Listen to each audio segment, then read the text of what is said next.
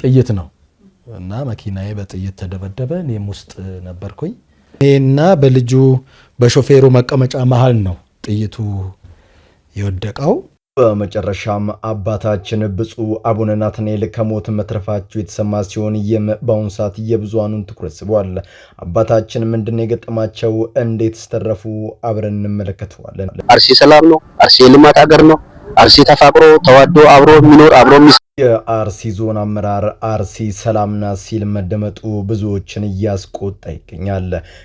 የአርሲ ዞን አመራር ማን ነው? ለምንስ ነው በተደጋጋሚ በሚፈጸመው ጥቃት እንደ ዞን አመራርነቱ ከስልጣኑ ያልተነሳው? በኋላም በንጹሃን ደም ላይ ቆሞ የሩጫ ፕሮግራም ያዘጋጀው ምን ታስበው ነው? በጋራ እንቃኘዋለን። በአርሲ ስለሚገደሉ ኦርቶዶክሳን ያገባኛል ይመለከተኛል ለምትል ባለማህተብ ትሬንድ አታደርገው።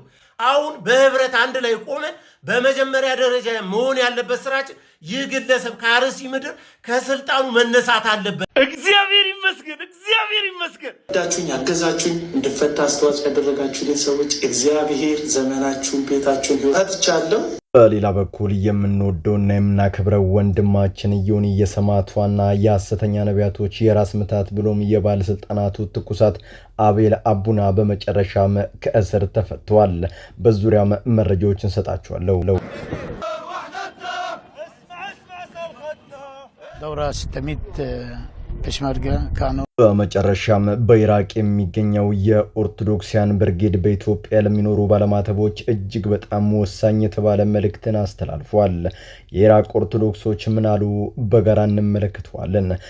ሰላም በመላው ዓለም ላይ የምትገኙ ውድ ቤተሰቦቼ እንዴት ናችሁልኝ? እኔ ደህና ነኝ። ቸሩ መድኃኔዓለም የተመሰገነውን በዛሬው ቆይታችን እጅግ በጣም ቁም ነገር አዘል ቪዲዮዎች ይዤላችሁ መጥቻለሁ። ከእናንተ የሚጠበቀው እንደተለመደው ቪዲዮውን ላይክ እና ሼር ማድረጋችሁን አትርሱ።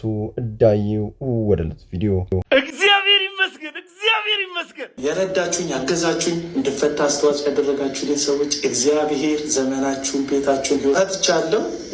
ታላቁ የምስራችን እነሳ በሃይማኖቱ በማተቡ ፈጽሞ ድርድር የማያውቀው ስለ ቤተ ክርስቲያን ክብር ስለመናን ስለሚደርስባቸው ግፍ እውነትን ይዞ ያለምንም ፍርሃት የሚዋደቀው ወንድማችን ዮኒ የሰማዕቷ አትግደሉን በነጻነት መኖር እንሻለን በማለቱ ምክንያት ቦሌ ቡልቡላ ከሚሰራበት ስፍራ ያለምንም የፍርድ ቤት መጥሪያ ታግቶ ተወስዶ መታሰሩ የሚታወቅ ሲሆን በዚህም ላለፉት 9 ቀናት ያለ ፍርድ ያለ ፍትህ እንዲፈራ እንዲሰበር ብሎም ቤተሰቦቹ ልጆቹ እንዲጨነቁ ማድረግ እጅግ በጣም በርካታ በደሎችን ሲያደርሱበት ቢቆዩም በመጨረሻም በመላው ኦርቶዶክሲያን ድምጽ መሆንና ርብርብ ከእስር ሊፈታ ችሏል። ፈጣሪና መስግኑልኝ።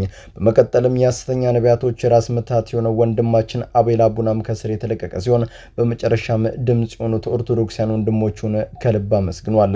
ወንድሞቻችን እንኳን ፈጣሪ አምላክ ለቤታችሁ አበቃችሁ። ጥይት ነው እና መኪናዬ በጥይት ተደበደበ። እኔም ውስጥ ነበርኩኝ። በእግዚአብሔር ፈቃድ ካልሆነ በስተቀር ከእንዲህ አይነት ይተረፋል አላስብም። ምን አይነት ታምር ነው ወገን! የእግዚአብሔር ስራው እጹብ ድንቅ ነው። ብፁዕ አባታችን አቡነ ናትናኤል ለአገልግሎት በሄዱበት ወቅት በታቀደ ሁኔታ ከፍተኛ የተባለ የተኩስ ርምታ ተከፍቶባቸው አንድም ሰው ግን ጉዳት ሳይደርስበት የተረፉበት ወቅት ነው። አያችሁ የእግዚአብሔርን ማዳን። አዛሪያን፣ አናንያን፣ ሚሳኤልን ከእቶን እሳት የታደገ አምላክ ዛሬም ድንቅ የማዳን እጁን እንዲህ ያሳየናል። በኢላማ ነው የተተኮሰው። እኔ መስታወቱን በኔ በኩል መስታወቱን ሰብሮ ገብቶ በሾፌሩ በኩል ነው የወጣው። 3 ጥይት ነው። በሴራ በተለያየ መንገድ እረኞችን በማጥፋት መንጋው እንዲበተን ለማድረግ ታትሮ የሚሰሩ አካላት ዛሬም የጥፋት እጃቸውን ሊሰበስቡ አልወደዱም። ከዚህ ይልቅ ቤተክርስቲያንና ልጆቿን እንዲሁም አባቶቿን እያሳደዱ ማጥፋት ከጀመሩ እነሆ በርካታ ዓመታቶችን ማስቆጥሯል። እንደነሱ ሐሳብና ዕቅድ ቢሆንማ ዛሬ አንድ ኦርቶዶክሴ አንድ ቤተክርስቲያን በምድሪቱ ላይ ባልቀረ ነበር። ነገር ግን እነሱ ሲያጠፉ፣ እነሱ ሲያወድሙ፣ እነሱ ሲያሳድዱ፣ እነሱ ሲያሴሩ ቢያድሩም በእግዚአብሔር ቸርነትና ምሕረት ዛሬ እንደርሰናል። የወዲት ጉዲት ኦርቶዶክስን ጠልነት የአህመድ ግራኝ አክራሪ መንግስት መመስረት ዓላማ ያላናወጣት ቤተክርስቲያን ፈጣሪዋን እንደምን ጊዜውም ከፊት አስቀድማ የተሻገረች ቤተ እምነት ዛሬም ነገም ወደፊት ትቀጥላለች። ሳይሞት ሞተ የሚባል ሳይጠፋ ጠፋ የሚባል አንዳንድ ነገሮች የሚነዙ አላውን ባለው ሰላም ስላለ ነው ይሄ ፕሮግራም ተዘጋጀው። ይሄ አሁን 12 ኪሎ ሜትር ውጪ የተደረገው ከዚህ አርሲ ሰላም ነው። አርሲ የልማት ሀገር ላዋቂ ስልጣን እንዳይዝም ምሪቱም ትናወጣለች የሚለውን የመጽሐፍ ቅዱስ ቃልን አስታወሰኝ።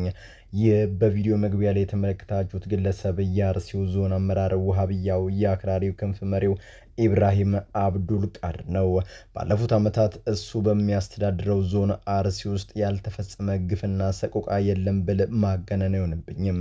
ባለፉት ጊዜያት በአርሲ አቦምሳ፣ ጠለታ፣ ሆንቆሎ፣ ዋቤ፣ ሮቤ ወረዳዎች ውስጥ ይህ ሰው ውሃብያና ሸኔን በአንድ ላይ በማቀናጀት ለዓመታት ሲሰራ የነበረውን ሴራ መሬት ላይ በመተግበር እና በመውረድ ንጹህ ኦርቶዶክሲያን ባለማተቦች ላይ ታጣቂ አካላትን ፈቶ መልቀቅ፣ ህፃናት፣ ወጣቶች፣ አዛውንት ቤተ ክርስቲያን አገልጋይ ካህናትና ዲያቆናትን ሲያስጨርስና አልሳካ ሲሎም ደግሞ ከቤት ንብረታቸው እያፈናቀለ ጠያቂ እንዳይመጣ አድርጎ እጅግ በጣም በሺዎች የሚቆጠር ሄክታር መሬት ህጋዊ አስመስሎ ለእስልምና ቤተ እምነት ካርታ ሰርቶ ሲቸበችብ የነበረ እጅግ በጣም አደገኛና አስፈሪ ሰው ነው። በጣም የሚያሳዝነው ታዲያ የሁሉ አስከፊ ገጽታ እንዳለው በከፍተኛ ባለስልጣናቱ እየታወቀ ዝም መባሉ እነሱን በመተባበር ከጀርባው ነው ይህን ነገር እንደሚዘውሩት በግልጽ ይታመናል። ለዚያም ነው አርሲ ሰላም ናት የሩጫ ፕሮግራም አዘጋጅተናል በማለት የገጽታ ግንባታ ለማድረግ ጥሩ ድራማ የሚተውነው። በሌላ በኩልም ሴራውን ያጋለጡ ኦርቶዶክሲያን እየታፈኑ የሚታሰሩት ነው። ፈጣሪ አምላክ እንዲህ ካሉ ጨካኝ እርሱ በደሙ ሸፍነን ደጉን ሰውም ያምጣልን። دورة 600 پشمرگه كانوا من سالنين هو ቅዱስ መጽሐፍ በእምነታችሁ ንቁ ጽኑ ጎልምሱ ይላል። ዛሬ በሀገራችን ድንበር ተሻግረን ወደ መካከለኛው ምስራቅ በተለይም ወደ ኢራቅ ምድር እንጓዛለን። ከጥቂት ዓመታት በፊት አይስ የተባለው አክራሪና አረመኔ ቡድን በኢራቅ የሚገኙ ክርስቲያኖችን ማረድና ጥንታዊ ቤተክርስቲያናትን ማቃጠል ሲጀምር የአካባቢው ክርስቲያኖች ዝም ብለው አንገታቸውን ለሰይፍ አልሰጡም። ይልቁንም ራሳቸውን በማደራጀት የነነዌ ሜዳ ጥበቃ ክፍሎች ኒኒቪያ ፕሌንስ ፕሮቴክሽን ዩኒትስ የተባለ ታላቅ ክርስቲያናዊ ኃይልን ፈጠሩ። ዛሬ እነዚህ የኢራቅ ክርስቲያኖች ቤተ መቅደሳቸውን ከአጥፊዎች የታደጉበት አስደናቂ ታሪክና ያሳዩት ጀግንነት በአርሲና በተለያዩ የሀገራችን ክፍሎች ፈተና ለበዛባቸው የኢትዮጵያ ኦርቶዶክሳውያን እጅግ በጣም ወሳኝና አስተማሪ የሆነ ህያው መልእክትን አምጥቶልናል። በ2014 ዓ.ም መጋባዳጃ ላይ አይኤስ አክራሪ ኃይል እንደ ጎርፍ ሲመጣ በኢራቅ የሚገኙ የአሶራውያን ቤተክርስቲያኖችንና ክርስቲያኖችን ህልውናቸውን ለማስጠበቅ የነነዌ ሜዳ ጥበቃ ክፍሎች ኤንፒዩ የተባሉን ወታደራዊ አደረጃጀት አቋቋሙ። የዚህ ኃይል ብቸኛ ዓላማ ጥንታዊትን የክርስቲያን መሬታቸውን የነነዌ ሜዳ ንጹሃን ወገኖቻቸውና ቤተክርስቲያናቸውን ከአክራሪዎች እሳት መታደግ ነበር። እነዚህ ክርስቲያን ጀግኖች ጥላትን ከመመከት አልፈው በቆራቆሽ ከተማ የሚገኘውን የቅዱስ ዮሐንስ ቤተክርስቲያንና ሌሎች ቅዱሳን ስፍራዎችን በጽኑ ጥበቃ ስር አድርገው በክብር አስጠብቋል። በዚህም የማይበገር ጽናታቸው የተነሳ ከተፈናቀሉት የአሶራውያን ክርስቲያኖች 70% የሚሆኑት ወደ 35000 የሚጠጉ መናን ወደ ቀያቸውና ወደ ታሪካዊቷ የባግዳዲ ከተማ በክብር መመለስ ችሏል። ይህ ታሪክ የሚያረጋግጥልን ትልቁ እውነት ቤተክርስቲያንና ማተብ የሚከብረው የውጭ ኃይሎች መጥተው ሲያድኑ ሳይሆን የአካባቢው ምዕመናን ራሱን ለቤተ መቅደሱ ዘብ ሆኖ ሲቆም ነው። ወዳጆቼ የኢራቅ ክርስቲያኖች ዛሬ በፖስታ ቤት አሊያም በኢሜል የላኩልን ደብዳቤ የለም። ነገር ግን በደማቸውና በጽናታቸው የጻፉት ተግባራዊ ታሪክ ለኢትዮጵያ ኦርቶዶክሳውያን ታላቅ መልእክትን ይዟል። የህያው መልእክት በምናባችን ሲተረጎም እንዲህ ይላል።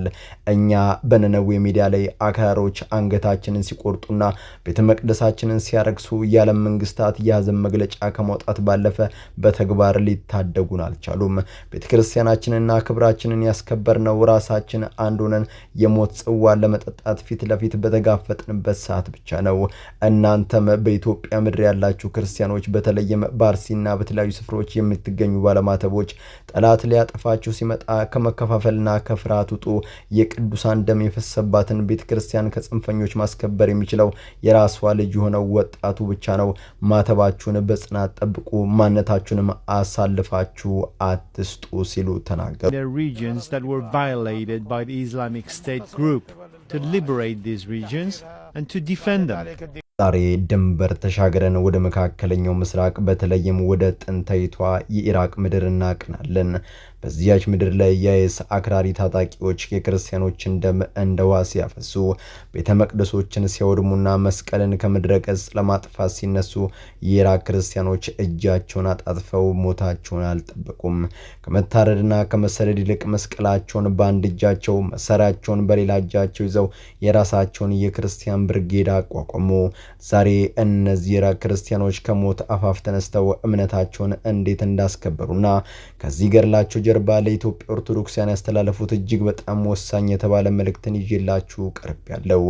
በ2014 ዓ.ም አክራሪው የአይኤስ ቡድን ኢራቅን ሲቆጣጠር የመጀመሪያ ኢላማ ያደረገው በነነዌ ሜዳ የሚኖሩ ጥንታውያን ክርስቲያኖችን ነበር።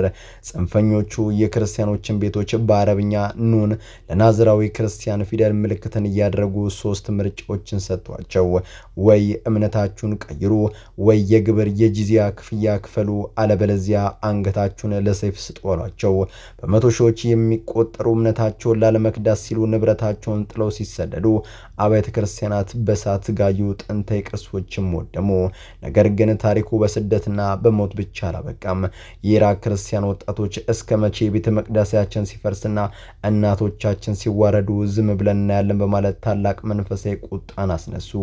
ወዲያውኑም የነነዌ ሜዳ ጥበቃ ኃይሎች፣ ኒቪያ ፕሌን ፕሮቴክሽን ዩኒት እና የባቢሎን ብርጌድን የመሳሰሉ የክርስቲያን ሚሊሻዎችን አደራጁ። እነዚህ ወጣቶች የውጭ ኃይል መጥቶ እስኪታደጋቸው አልጠበቁም። የክርስቶስን መስቀል በትከሻቸው ላይ ተነቅሰው በደረት ኪሳቸው ላይ መጽሐፍ ቅዱስን ሰንቀው የሽብርተኞቹ ምሽግ ሰበሩት። መንደር ለመንደር ከተማ ለከተማ እየተዋጉ አይኤስን ከምድራቸው ጠራርጎ አስወጡት። በፈረሱት አብያተ ክርስቲያናት ፍርስራሽ ላይ ዳግመኛ ትላልቅ የእንጨት መስቀሎቹን አቆሙ። በቤተ መቅደሶቻቸው ውስጥም የድልና የምስጋና ጸሎትን አደረሱ። ዛሬ የኢራቅ ክርስቲያኖች በራሳቸው ክንድ እምነታቸውን አጽንተው ራሳቸውን አስከብረው በኩራት ይኖራሉ።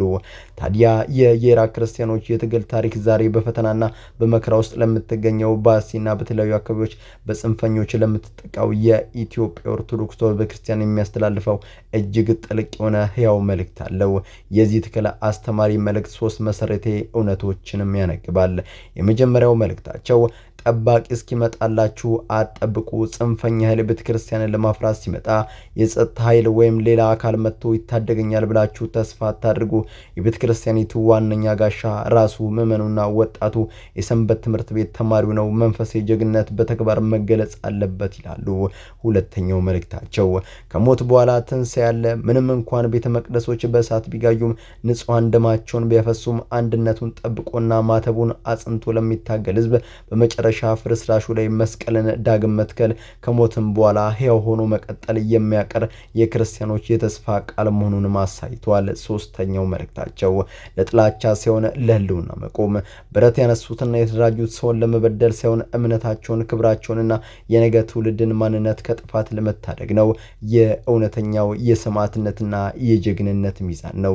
ከኢራቅ ክርስቲያኖች የምንማረው ትልቁ ቁም ነገር እምነት በጸሎት ብቻም ሳይሆን በእውነተኛ የቆራጥነት ተግባርም እንደሚገለጽ ነው።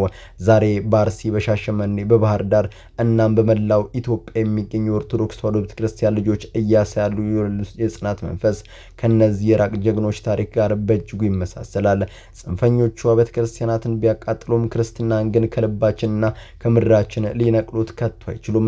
የፈረሰውን እንገነባለን፣ የወደቀውንም እናነሳለን። ውድ የቻናሌ ቤተሰቦች የኢራቅ ክርስቲያኖች አይኤስን ታግለው እምነታቸውን ያስከበሩበት የአስደናቂ ታሪክና ለኛ ያስተላለፉት የቆራጥነት መልእክት በእናንተ ውስጥ ምን አይነት ስሜት ፈጠረባችሁ? የኢትዮጵያ ኦርቶዶክስ ወጣቶች ከዚህ ታሪክ ወስደው በተግባር ሊተገብሩት የሚገባው ዋነኛውን ነገር ምንድነው ትላላችሁ? ሐሳባችሁን ኮሜንት ላይ አስፍሩልኝ።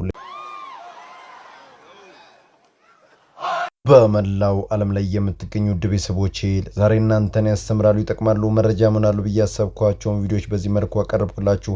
በቀጣይ በሌሎች አስተማሪ ቪዲዮዎች እንገናኛለን። ለዚህ ቻናል አዲስ ከሆናችሁ ምን ይጠብቃችሁ ነው? መለስ እያላችሁ ሰብስክራይብ፣ ላይክ፣ ሼር ማድረጋችሁን አትርሱ። ባላችሁበት ሁሉ ክፉ ሳይነካችሁ በሰላም በቸር በጤና ቆዩልኝ። ይመቻችሁ።